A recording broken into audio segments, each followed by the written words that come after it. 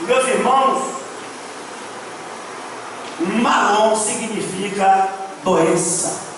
A palavra Malom em hebraico é doença. Quilion, desolação. Então, quando morre a confissão de fé, o que é que fica na família? Doença, desolação. O que a família produz é isso. A vida de seus filhos passam a ser vidas, meus irmãos, destroçadas. Malom e Quilion, os filhos da família que pedem a confissão de fé, chama-se Malom e Quilion. Quando nos envergonhamos da nossa confissão de fé, o que é que sobra? Malom e Quilion. Você quer isso para a sua família? Você deseja isso para a sua casa? Filhos e filhas, vocês querem ser Malom e Quilion para seus pais? Para a sua igreja? O que é que você tem feito com a sua própria vida? Você agora tem 18 anos e pai e mãe não podem mais falar com você. Você casou e agora pai e mãe não podem mais te aconselhar. Isso é Malom e Quilion. Isso deixa doenças, fragilidades, debilidades, e isso causa desolações. Nós ficamos à mercê da própria sorte. Sabe o que a Bíblia diz? É melhor estar nas mãos de Deus do que nas mãos dos homens. É isso que a Bíblia fala, meus irmãos. Meus irmãos, Elimeleque, Deus é o nosso rei. Malom, doença. Quilion, desolação. Andar pelos campos de Moabe não foi uma experiência boa para esta família. Apesar de ter posses em Israel, essa família, quando volta dos campos de Moabe, ela volta pior do que saiu. Pior do que saiu, meus irmãos. Tem gente que sai da igreja porque acha que está muito mal.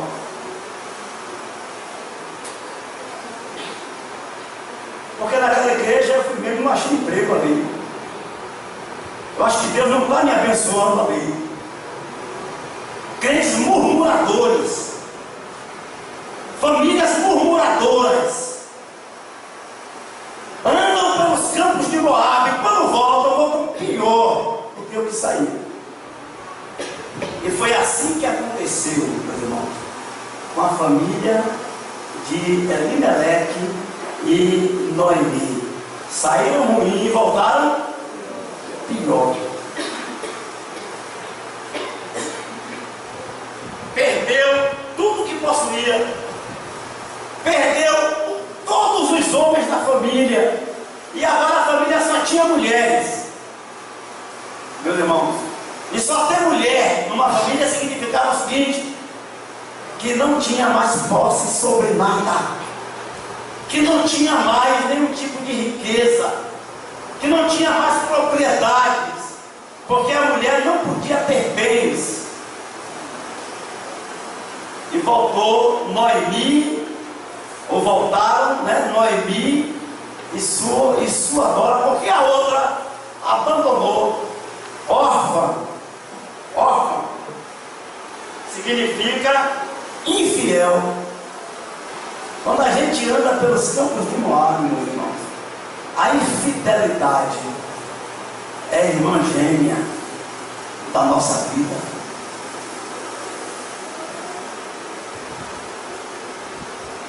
Mas Noemi viu em Ruth uma amiga, não é? Embora essas mulheres tenham sido mulheres estrangeiras, mulheres que não eram israelitas, mesma confissão de fé.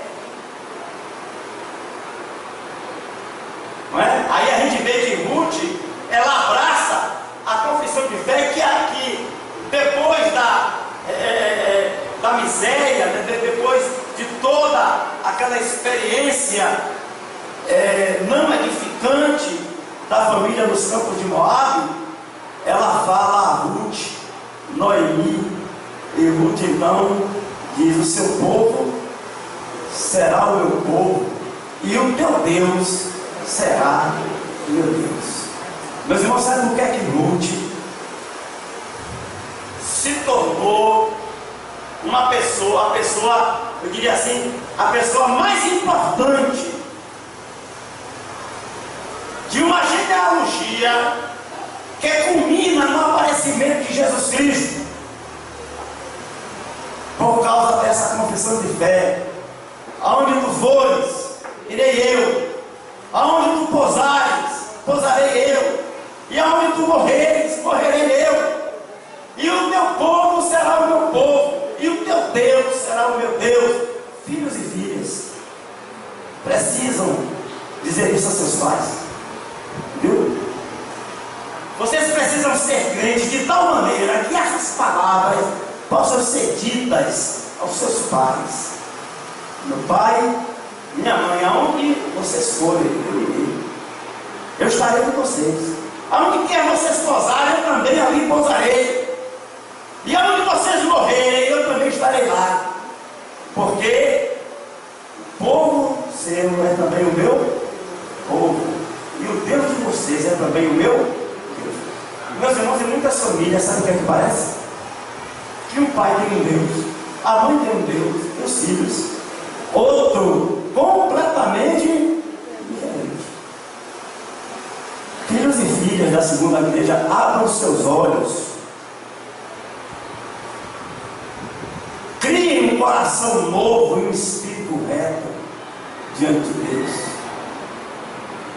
Família que joga fora a sua confissão de fé no Senhor empobrece em todos os sentidos falando. A família cristã contemporânea precisa vencer pelo menos 2 desafios no mundo em que nós vivemos: manter viva a confissão de fé no Senhor e orientar os filhos dentro dessa confissão de fé, para que, meus irmãos, os valores da família não morram. Elimeleque, meus irmãos, quando morre, traz perdas irreparáveis.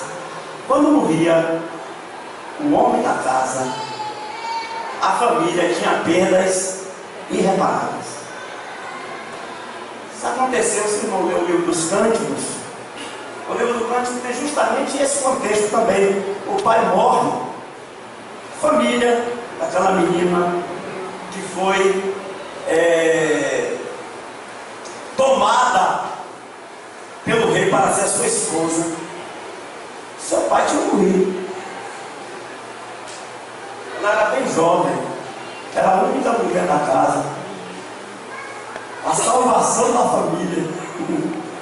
E ela rejeita casar com o rei. Ela não quer. Ela amava um camponês, um homem pobre. E as pessoas não entendiam. E ela disse: ainda que todas as riquezas fosse dado por esse amor, seria de todo desprezado. Meus irmãos, nós precisamos amar a Deus assim. Ainda que todas as riquezas deste mundo sejam dadas pela confissão de fé de que Deus é o nosso Senhor, deveria ser o que? De toda desprezada. Meus irmãos, mas a gente gosta de dinheiro, a gente gosta de shopping center, a gente gosta de tanta coisa que o dinheiro compra, que a gente troca Deus por qualquer coisa, facilmente. Se você for fazer um apanhado das pessoas que estão fora de todas as igrejas e não se lembram mais de Deus, deixaram a Deus por coisas pequenas. Porque o irmão um dia olhou para mim assim: porque o dia o pastor pregou um sermão que eu não gostei. Talvez hoje alguém vai embora, né? Talvez hoje alguém vai embora. Porque o irmão me chamou a atenção e tinha um outro irmão que viu. E o que ele tem? Meus irmãos, nós somos muito medrosos hoje, muito sensíveis, muito mauricinhos, patricinhas, crentes mauricinhos e patricinhas. Ninguém pode dizer nada. Vai ser difícil ser membro dessa igreja.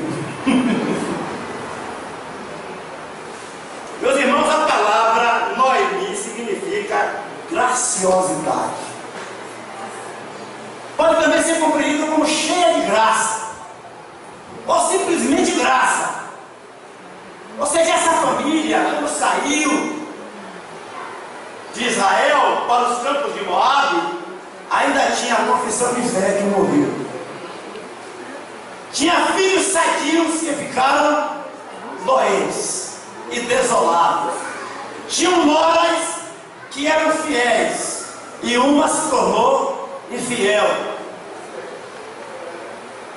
E era uma família que tinha graça, que era graciosa, cheia de graça. E Noemi diz: eu agora não me chamo mais Noemi, mas o meu nome agora é Mara, ou seja, amarga. Quando você rompe com a confissão de fé da sua família, a amargura invade o seu coração. Quando você rompe com a confissão de fé do seu povo, você cria raízes de amarguras. A carta de Paulo aos Hebreus diz que a igreja deve estar preocupada para que ninguém se prive da graça de Deus por qualquer raiz de amargura. Mas, meus irmãos, quando a gente joga a confissão de fé fora, não dá, está entendendo? Fica difícil. E aí você querer que o pastor resolva tudo, todas as bobagens, né, que nós fazemos, porque eu também tenho um pastor, viu? Eu sou pastor, mas eu também tenho um pastor. O pastor Jair é o meu pastor. E eu sou ainda mais rico. O pastor Jeremias também é meu pastor. O pastor Giovanni também é meu pastor. Pastor Deus. Eu também sou pastoreado. Quando a confissão de fé morre, todas essas coisas acontecem. E para concluir, homens da segunda igreja batista, especificamente, começando pelo pastor. Quando Elimeleque morre, Elimeleque representa o esteio espiritual da casa,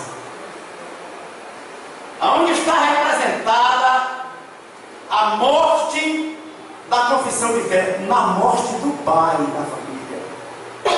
Porque a família, o pai, ele é o esteio espiritual da casa. Homens, assumam a sua posição dentro do seu lar. Você é sacerdote da sua casa.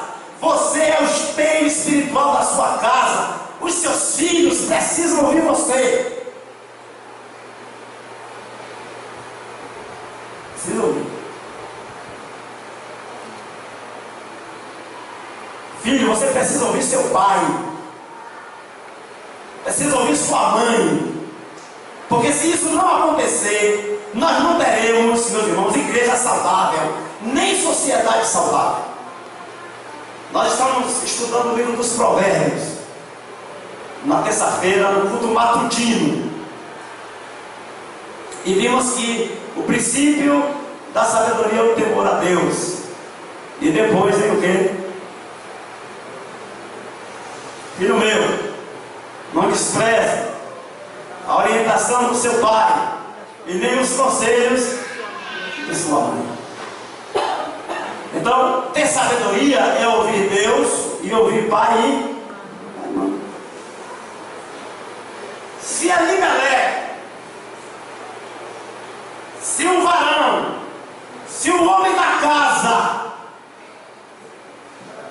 não responsabiliza os seus. Meus irmãos, olha, ninguém vai fazer isso. E se seus filhos não aprenderem a respeitar você, não vai respeitar ninguém. Ninguém vai respeitar o pastor, fala do pastor. O professor, coitado, apanhar lá na sala de aula. O chefe da empresa, coitado dele.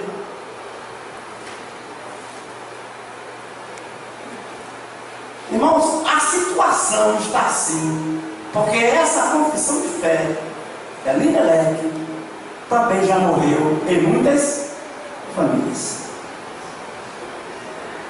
As esposas e mães devem edificar suas casas e não derrubá-las com os próprios pés.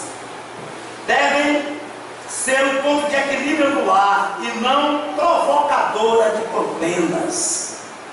Como também o marido não deve ser um provocador de contendas dentro da sua própria casa. As esposas devem vencer o desânimo e a amargura. Devem ser Noemi e não Mara. Devem ser cheias de graça, meus irmãos, alegres, bonitas, graciosas, temperantes. E os maridos, à luz da palavra de Deus, devem amar as suas esposas como Cristo amou a igreja e a si mesmo se entregou por ela. Meus irmãos, nós lemos o livro de Ruth, queridos, e vemos todas essas coisas. E nos voltamos para a sociedade contemporânea. Nos assusta. Ontem uma pessoa me falou o seguinte, que uma moça, né, muito crente, eles vão fazer assim, pastor, isso é uma exclusão, não dá para incluir tudo. Eu sou sincero aos irmãos, e não sou hipócrita. E o que eu vou falar aqui não é uma questão de exclusão, não, é uma questão de consenso. Porque se o irmão pensa que dá para incluir tudo nos discursos que nós vemos na sociedade contemporânea, eu pago para ver. Eu estou pagando para ver incluir tudo. Porque não dá. A gente pode incluir algumas coisas. Porque o céu também é excludente, né? Ficarão de fora os beberrões, os mentirosos, os viciados, os enfeminados, está tudo lá. Nem não foi eu que escrevi. É excludente também o céu. Então ontem me disseram agora assim, eu fiquei assustado, eu me assusto com essas coisas. Eu sou crente, uma igreja, é batista, criada no evangelho, vai casar com um ateu. Eu não entendo isso não. Por mais que alguém me explique a mim, não dá para entender. Meu povo será o teu povo, tudo bem, mas o meu Deus, como é que vai ficar o meu Deus? Vai jogar fora, Elimelec? Tem que jogar fora. Esse é o problema, meu filho. O que é que a gente não pode negociar? Tá bom? Deus nos abençoe. Vamos ficar de pé e vamos orar. Porque a situação é digna de oração. Colocar diante de Deus essas coisas. Eu vou pedir a nossa querida irmã Mônica, que está aqui hoje nos prestigiando com a sua presença, alegrando também o coração de Deus e o nosso, viu, mãe? Quer que você orasse, mãe, pelas famílias.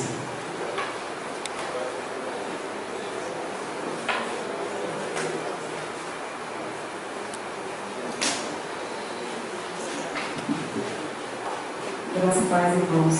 Amém. Vamos orar. Senhor Deus, nosso Pai querido, nosso Deus Emanuel, Deus que caminha conosco na nossa história.